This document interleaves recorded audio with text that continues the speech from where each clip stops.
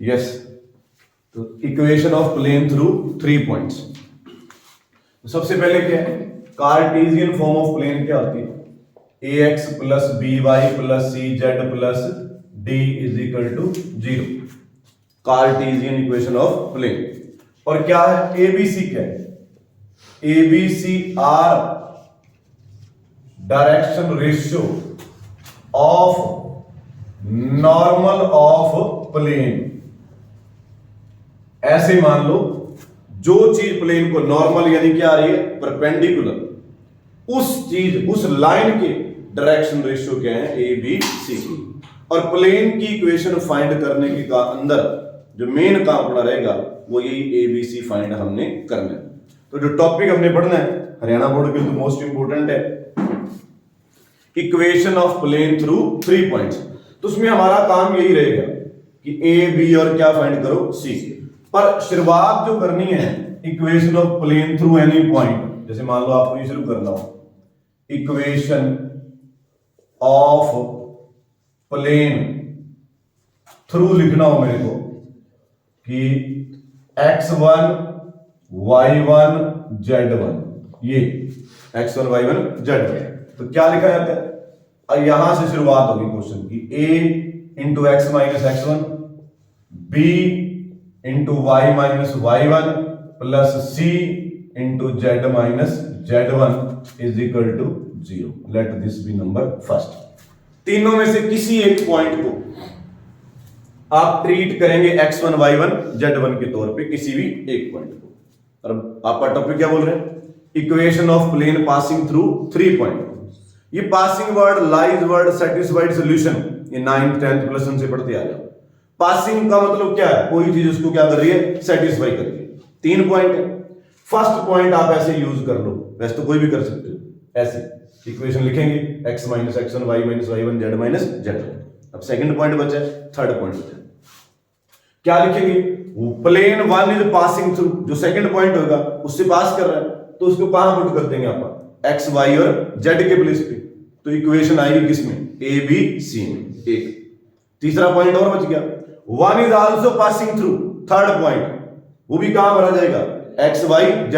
Passing और lies का मतलब बहुत पुराना आपको पता है कि वो पॉइंट इसको सेटिस्फाइड कर रहा है, इसका सॉल्यूशन है, ठीक है, व्हाटएवर, मतलब x y z के प्लेस पे भर दीजिए। भर दिया, 2 इक्वेशन आ गई एबीसी में। क्रॉस मल्टीप्लिकेशन मेथड लगाना होता है और एबीसी की वैल्यू आ जाती है, वो रिक्वायर्ड प्लेन में क्या कर देंगे, आप फिल कर देंगे। तो ये रहेगा हमारा equation of plane through 3 points. तो इसी टॉपिक को विशेष तौर पे आप कर रहे हैं, इक्वेशन ऑफ प्लेन। तो पॉइंट्स ले लेते हैं आप, ये पॉइंट्स है मेरे पास 2, 1, 0। नेक्स्ट है जी 3, -2, -2, और नेक्स्ट है 3, 1, 7। इन पॉइंटों से पास करते हुए प्लेन की इक्वेशन। Is it clear? चलिए शुरुआत क्या करना है, कोई इनमें से चुन लो। तो क्या करोगे, इक्वेशन ऑफ प्लेन, वही लाइन, कहां से भाई, इनमें से जो मर्जी ले लो। क्या लिखोगे, a x -2 plus b y -1 plus c z -0 is equal to 0। और मैंने क्या कहा था, नंबर क्या कह देंगे, फर्स्ट। पहले दिमाग में सिर्फ क्लियर होना चाहिए कि चाहिए क्या, ए बी सी की वैल्यू। अब जी एक पॉइंट ये बचा, ये पॉइंट तीनों से पास कर रहा है, आप लिखेंगे 1 is passing through, 1 is passing through. 1 जो है वो पास करता है कहां से, 3, -2, -2। सर्कल पढ़ा आपने, पैराबोला, एलिप्स, कोऑर्डिनेट जब भी पढ़ी है कोई भी, तो पासिंग लाइज का मतलब आपने लिखा है। आप यहां रखिए 3, तो ये आया a, -2 रखेंगे तो -3b, -2 रखेंगे तो -2c is equal to 0। This is equation number second. 1 is also passing, 1 is also passing, क्या जी, कहां से, एक पॉइंट रहेगा आपका 3, 1, 7। 1 में फिर भी नहीं दिमाग चलता, कई बार कहां भर रहे हैं, क्या हो रहा है, पासिंग का मतलब XYZ होता है। तो यहां भरेंगे आप, क्या आएगा आपके पास, A आएगा, 1 भरेंगे तो क्या आएगा 0b, डोंट वरी, प्रॉब्लम की कोई बात नहीं है। 7 पुट कर देंगे तो 7c रहेगा इक्वल टू 0, नंबर थर्ड। दो इक्वेशन आ गई, क्रॉस मल्टीप्लिकेशन मेथड आपने 10 से सीखा हुआ है, उसको नीचे लिखो। इसके a minus 3b minus 2c is equal to 0, ये आपकी इक्वेशन नंबर कौन सी थी, सेकेंड। आप लिखते हो a equal b equal c। जिस तरह आप डिटर्मिनेंट को करते हैं लगभग वही कहानी रहती है, खुद को छोड़ देंगे, a को छोड़ेंगे आप और बाकी दो में क्या लगाएंगे, क्रॉस मल्टीप्लिकेशन।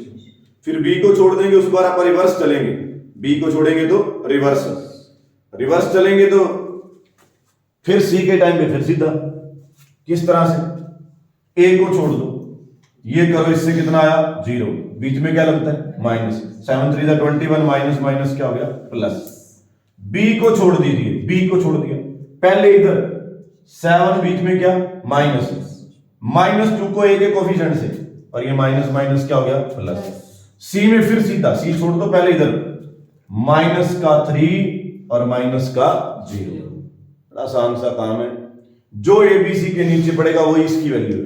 असल में होता क्या है, ये लिख सकते हैं आप a/21, b/ कितना 9, c/ कितना -3। इसको किसी स्केलर के क्या रख दें आप, बराबर रख दें, किसी स्केलर के बराबर। मान लीजिए इसको क्या रख लिया हमने k। कई बच्चों को इसके बाद ही नहीं समझ आती कि वैल्यू कैसे आ गई abc की। तो a कितना आ गया आपका 21 की, b कितना आया 9 की, c कितना आया -3 की। इसको भर दो, पुट इन फर्स्ट। अब डायरेक्ट भी ये abc था, क्योंकि जब ये आप भरोगे ना यहाँ पे 1 में, यहां और यहां, तो k क्या आ जाएगा कॉमन, तो बराबर में क्या है 0, तो k तो क्या हो जाना है, खत्म हो जाना है। इसलिए हम कहते हैं a की वैल्यू 21 आ गई, b की वैल्यू 9 है, c की वैल्यू -। ये प्लेन वाले चैप्टर का मोस्ट इंपोर्टेंट हिस्सा है, बार बार खेला यहां नहीं। फिर 4 पॉइंट आएंगे, 2 पॉइंटर किसी प्लेन को परपेंडिकुलर है, 1 पॉइंटर किसी प्लेन को परपेंडिकुलर है, तो वो सब में यही कहानी बननी है। एबीसी में 2 इक्वेशन और उसको हमने सॉल्व करना है। कोई लाइनें किसी प्लेन के अंदर लाई करती हैं तो भी ऐसी 2 इक्वेशन बनेंगी। मोस्ट प्रोबेबिलिटी काम क्या है, to find ABC, direction ratio of the normal of the plane. सबसे पहले एक पॉइंट यूज किया, x minus x1, y minus y1, c z minus z1। 1 पास करता है इससे, पासिंग का मतलब क्लियर, x y z की value. 1 is also passing x y z की value. 2 equation a b c के अंदर। देन क्रॉस मल्टीप्लिकेशन, a को छोड़िए, क्रॉस डिटरमिनेंट की तरह। b वैसे डिटरमिनेंट में क्या होता है प्लस माइनस प्लस, आप माइनस नहीं लगाते, उल्टा करते हैं। b छोड़ दिया, पहले इधर और फिर इधर, बीच में क्या लगता है माइनस माइनस माइनस की प्लस आ गया तो कोई चक्कर नहीं। सी में फिर सीधा, पहले इस वाली साइड तो -3 है, बीच में माइनस, इसके से किया तो क्या आएगा 0, ओनली कोफिशिएंट को, तो वो किसी स्केलर के बराबर, और वहां से एबीसी की value putting in the first, this is required equation of plane. Note कीजिए।